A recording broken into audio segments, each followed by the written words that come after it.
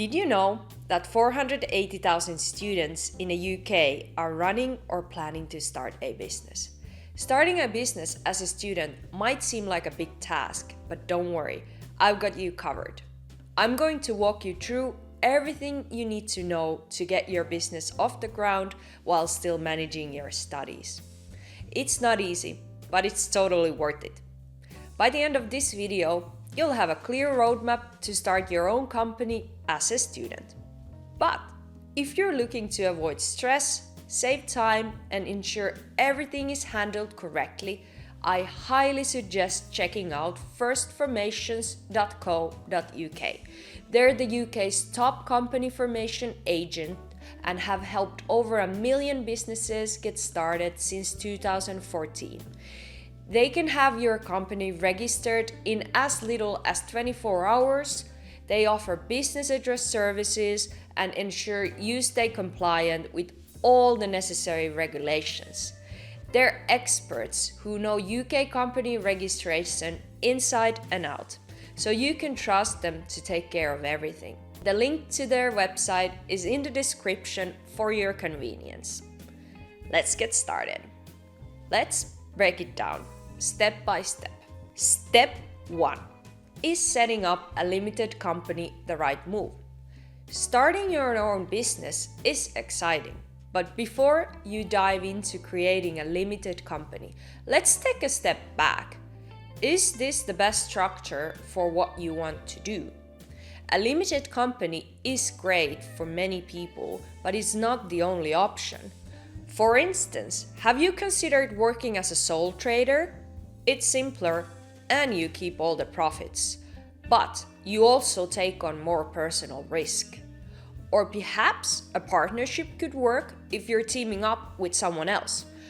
There are also unique structures like social enterprises or even running a branch of an overseas company. Each of these structures have different rules for how you pay taxes and handle your money. So, take a moment to think about what suits your business and personal situation. Are you planning to seek funding? How much control do you want over the company? These are important questions, and it's worth getting some advice to make sure you're choosing the right path before you start filling out forms. If you've decided that limited company is the ideal structure for your business, let's proceed to the next step in establishing your company. Step 2. Picking the perfect name for your company. Now, on to one of the fun parts, picking a name for your company. But hold on, it's not as simple as choosing something catchy. Your company name needs to be unique, so it can't be the same as any other registered business in the UK. Have you thought about what you want your name to represent? It should reflect your brand, but also follow the rules. For instance, your name needs to end with Limited or Ltd, unless you're registered in Wales, where you can use the Welsh equivalence. Make sure it's not too similar to another company's name, or you might run into legal trouble later. Have you checked the company's house register to see if your name is available? You'll also want to avoid names that could offend people or suggest you're connected to the government, unless of course you have a special permission. And remember, your registered name isn't set in stone. You can use a different trading name if that suits your business better. Just make sure it's compliant with the rules too. Step number 3. Choosing directors and a company secretary. Let's talk about who's going to run the show. Your company must have at least one director. This person is legally responsible for making sure the company is run properly. Do you have someone in mind for this role? It could be you, or you could appoint someone else you trust.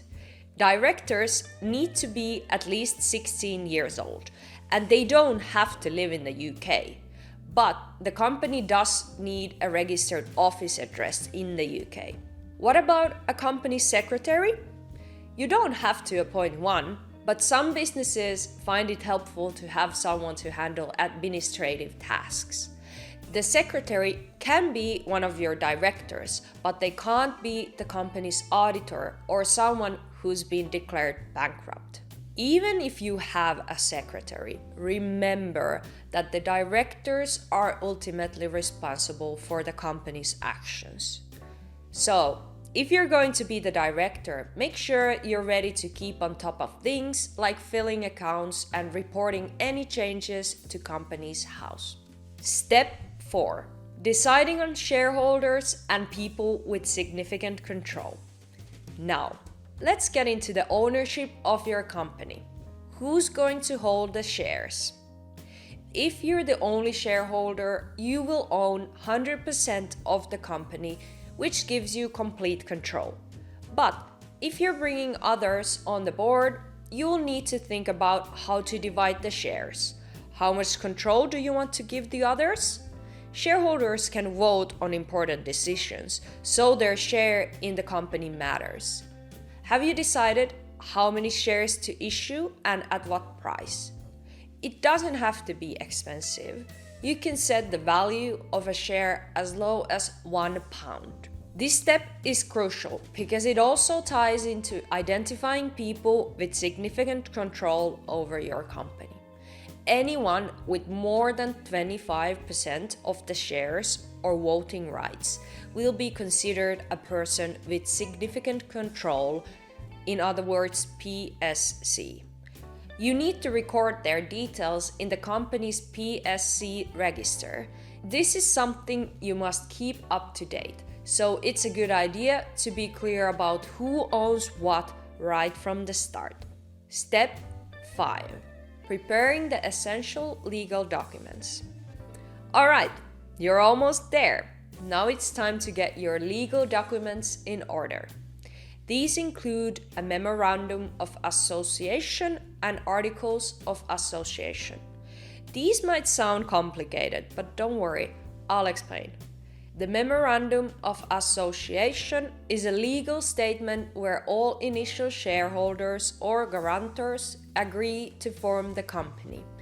If you're registering online, this will be automatically created for you. Easy, right? The articles of association, on the other hand, are a bit more involved. These are the rules about how your company will be run. You can use the standard model articles provided by the government, or if you want something more tailored to your business, you can write your own. These documents are key, so take your time with them to get everything right. Step 6. Keeping your company's records in order. Running a business means keeping good records. It's not the most exciting part, but it's super important.